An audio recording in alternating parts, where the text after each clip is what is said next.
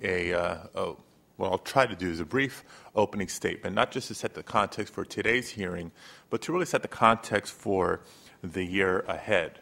You know, the policy questions before this committee are certainly complex and made more so by the variety of goals that would appear to compete for our attention. Those goals including the reliability of our electricity and energy infrastructure, the safety, the security, the stability of that infrastructure, air quality and environmental protections, the desire to utilize more renewable energy sources, the desire to protect ratepayers and contain costs, the desire to create jobs and stimulate the economy, as well as other micro and macro environmental policies. I'm sure that the questions that we'll be asking today will help illuminate those challenges, which brings me to James Maxwell. Remember Maxwell's equations? Nearly 150 years ago, James Maxwell, a Scottish mathematician and theoretical physicist, developed the classic electromagnetic theory. In doing so, he effectively synthesized previously unrelated theories and equations of electricity, magnetism, and even optics into a consistent unified theory of electromagnetism. His unified theory was one of the greatest advancements in the field of physics. And I feel that in 2009, the policy and politics of energy is in need of a similar unifying theory that brings together the diverse priorities of energy independence, job creation, reliability, safety, air quality, cost containment, job creation, and ratepayer protection, all while aggressively pursuing our goals of reducing greenhouse gases and protecting our planet.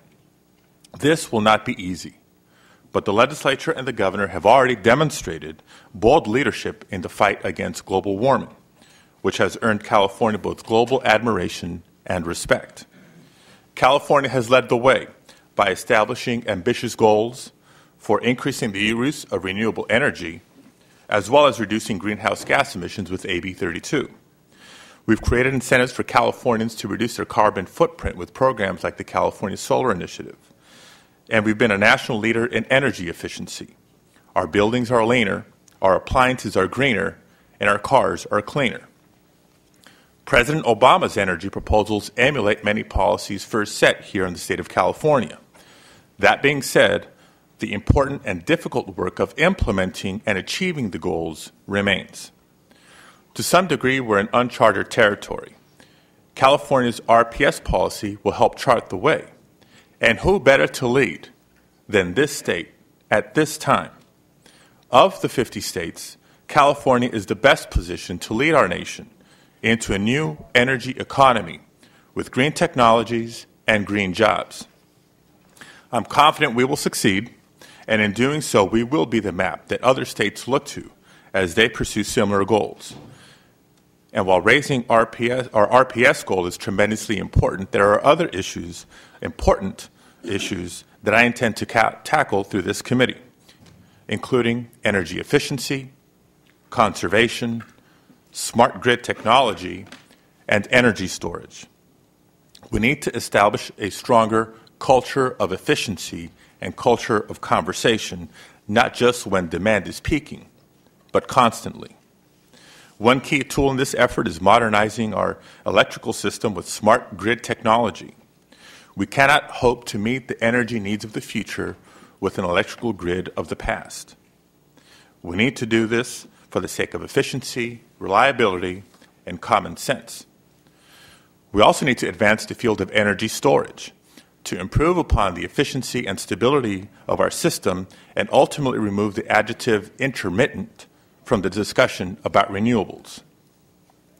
I was reminded when reading a recent article by MIT President Susan Hockfield that our nation and world have benefited greatly from two modern innovations, one in the field of biotechnology, the other in the field of information technology, each which launched new industries, changed the way we live, and created millions of jobs in the process.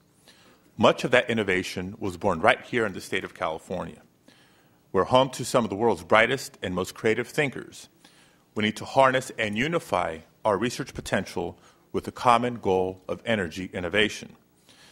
That begins with investment in research, and I look forward to working closely with Senator Kehoe to realize a California Climate Change Institute that brings together our brightest minds to fuel our new energy economy with new ideas and new solutions.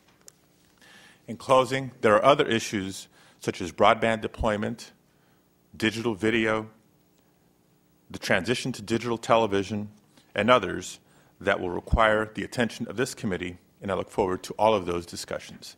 But today, it is about energy, and it's time to get to work.